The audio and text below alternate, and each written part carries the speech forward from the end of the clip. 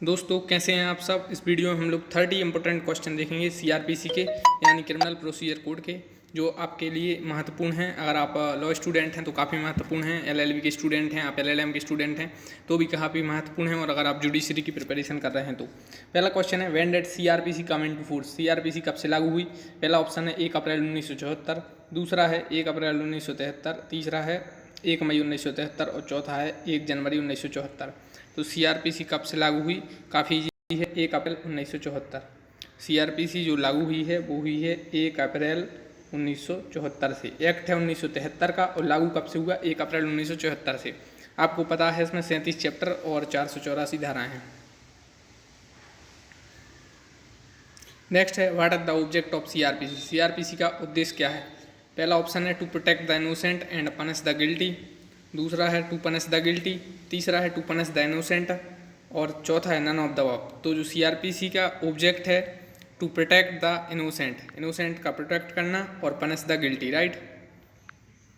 तीसरा है who enacted CrPC. काफ़ी इंपॉर्टेंट क्वेश्चन है, लॉजिकल क्वेश्चन है, कई बार है जुडिशरी एग्जाम में पूछा गया है, वहाँ से मैंने इसको देखा है। तो हु इनेक्टेड सीआरपीसी, पहला ऑप्शन है स्टेट गवर्नमेंट मतलब राज्य सरकार, दूसरा है केंद्र सरकार, तीसरा है राज्य विधानसभा, चौथा है संसद। तो सीआरपीसी को किसने इनेक्ट किया। तो सीआरपीसी को ना तो राज्य सरकार ने किया, ना केंद्र सरकार ने किया, ना राज्य विधानसभा ने किया, पार्लियामेंट ने किया। ऐसे पार्लियामेंट का मतलब होता है संसद। संसद किन किन से मिलाकर बनती है, तो संसद बनती है राज्यसभा से, लोकसभा से और प्रेसिडेंट से, 3 जनों से। जब राज्यसभा पास कर दिया है इसको, लोकसभा ने भी पास किया और प्रेसिडेंट ने भी साइन किए, तब यह इनेक्ट हुआ। इसे केंद्र सरकार नहीं कह सकते, अपन कहेंगे सीआरपीसी जो संसद ने भारत की लागू किया है। नेक्स्ट है, does this act CrPC extend to the whole of India. तो इसमें कोई सवाल ही नहीं है, सीआरपीसी पूरे इंडिया में लागू है और नागालैंड में इसके जो भाग 8, 10 और 11 को छोड़कर वहाँ की राज्य सरकार अगर परमिशन दे तो ही लागू होंगे, बाकी पूरे इंडिया में लागू हैं। और नागालैंड में भी सीआरपीसी के चैप्टर 8, 10 और 11 लागू हैं। इसके अलावा वहाँ की राज्य सरकार पर है कि उन्हें लागू करना है कि नहीं करना है, राइट। नेक्स्ट है, is criminal procedure code a general law. तो ऑप्शन में है ट्रू और फॉल्स। तो ये ट्रू है, क्रिमिनल प्रोसीजर कोड एक जनरल लॉ है। इसमें सामान्यतः जनरलाइज सभी अपराध कवर हो जाते हैं, उनका मतलब उनका प्रोसीजर। नेक्स्ट है, can a state government make required amendment to the code. काफ़ी इंपॉर्टेंट क्वेश्चन है, लॉजिकल है, जुडिशियल एग्जाम में पूछा गया है। मतलब राज्य सरकार सीआरपीसी में अमेंडमेंट कर सकती है। तो पहले आप बताइए सीआरपीसी किस लिस्ट में आती है, स्टेट लिस्ट, यूनियन लिस्ट या कनकरेंट लिस्ट।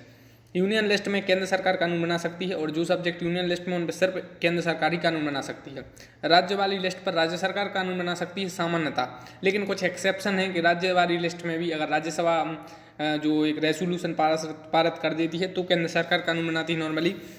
और कनकरेंट लिस्ट में राज्य और केंद्र यानी समवर्ती सूची में दोनों कानून बनाती हैं। तो सीआरपीसी किस लिस्ट में आती है, कनकरेंट लिस्ट में। एक क्वेश्चन तो यह बनता है कि सीआरपीसी किस उसमें आती है, तो 7th शेड्यूल में सीआरपीसी आती है कनकरेंट लिस्ट में, मतलब राज्य और केंद्र दोनों इस पर कानून बना सकते हैं। और सीआरपीसी में आप इस कनकरेंट लिस्ट में आप एंट्री नंबर 2 देखेंगे तो वहाँ पर सीआरपीसी स्पेशली मेंशनड है, कोड ऑफ क्रिमिनल प्रोसीजर।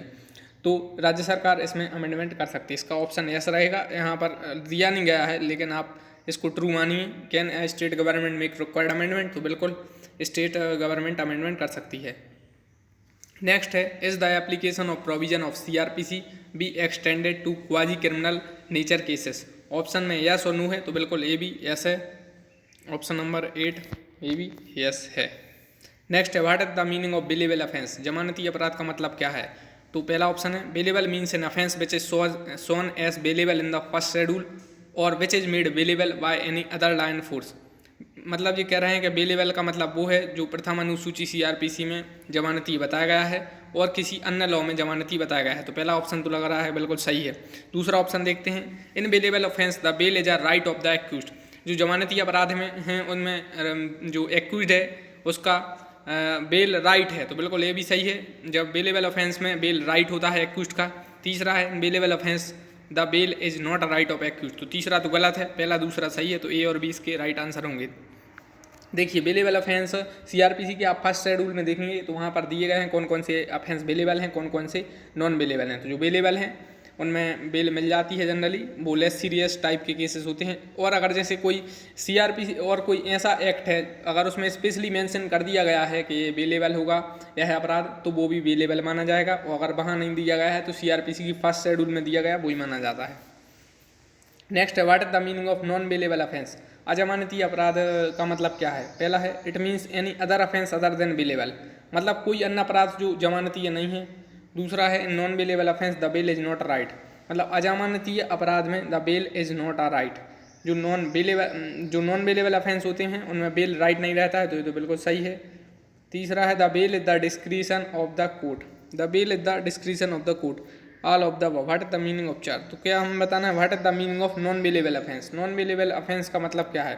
तो पहला ऑप्शन सही है, it means any other offence other than bailable, सही है। If in non bailable offence the bail is not right of accused, ये भी सही है। नेक्स्ट है the bail is the discretion of the court in non bailable offence, ये भी सही है। तो ऑल ऑफ द अबव इसका राइट आंसर है। नेक्स्ट है 11 नंबर का question what is the meaning of charge. तो it includes any head of charge when the charge contains more heads than one, ये सही है।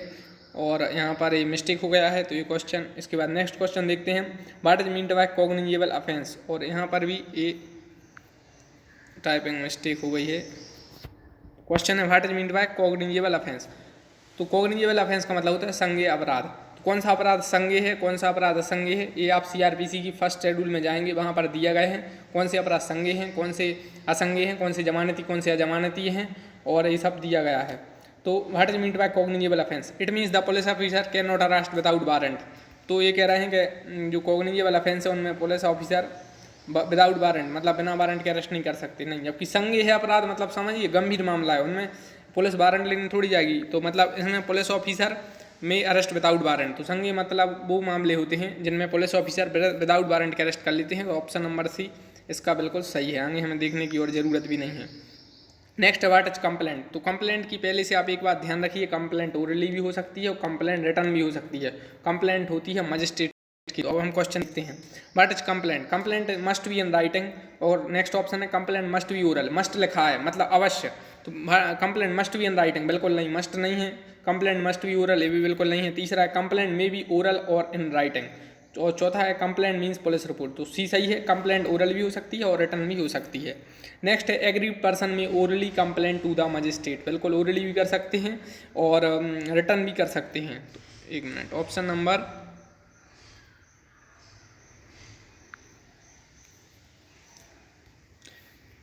देखते हैं हम। Next question to whom complaint can be given. पहला ऑप्शन कंप्लेंट किसके उस पर की जा सकती है? It can be given to the officer in charge of the police station से, और सुपरिटेंडेंट ऑफ पुलिस मतलब SP से। और यहाँ पर दो ऑप्शन ये क्लियर नहीं दिख रहे हैं, तो आप समझ लीजिए कि जो कंप्लेंट होती है वो ओरली हो सकती है, रिटर्न भी हो सकती है, और वो मजिस्ट्रेट से होती है। नेक्स्ट है when can an police officer be treated as an complainant. Police officer कब complainant, when can the police officer be treated as complainant, police officer कब कंप्लेनेंट समझा जाएगा? पहला ऑप्शन है after filing of the chargesheet. Next है in every case.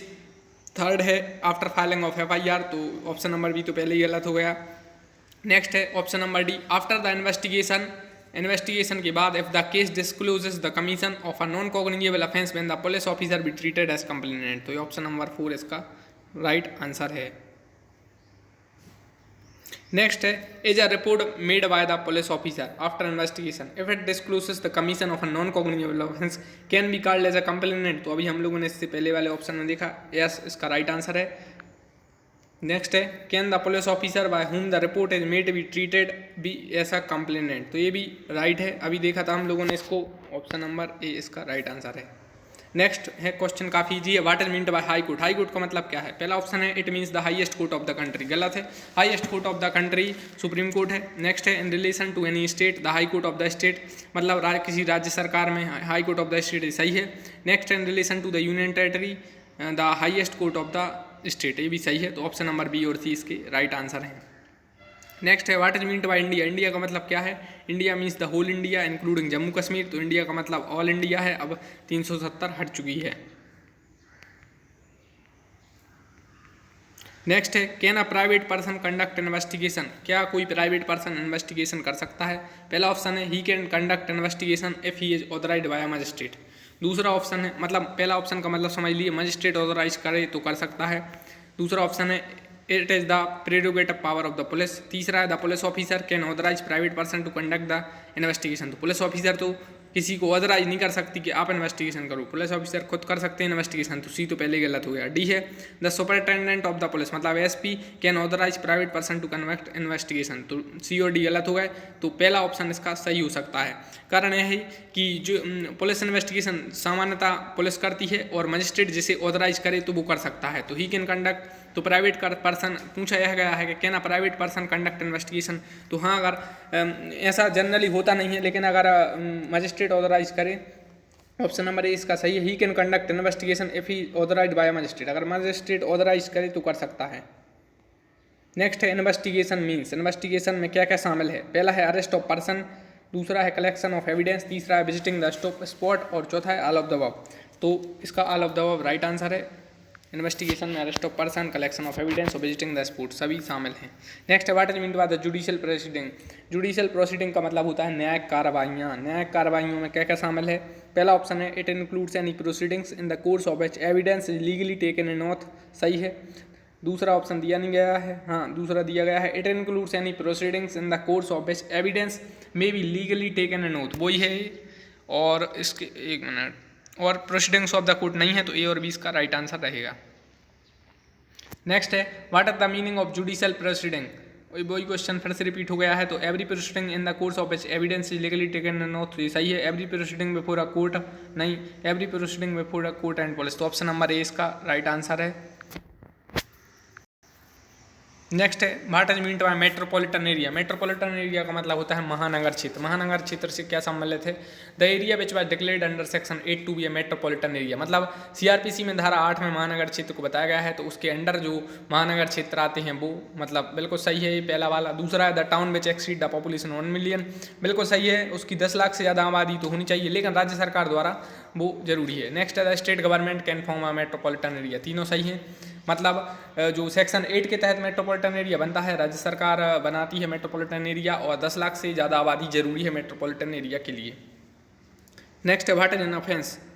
तो पहला option है ऑफेंस मीन्स अ क्राइम, दूसरा है imprisonment is prescribed for an offence, और सी है fine only prescribed for an offence any law, और डी सही है इसका एनी एक्ट और ओमिशन पनिशेबल, एनी एक्ट और ओमिशन पनिशेबल बाय लॉ। यहाँ पर दिया नहीं गया, पनिशेबल बाय ये लॉ है, राइट।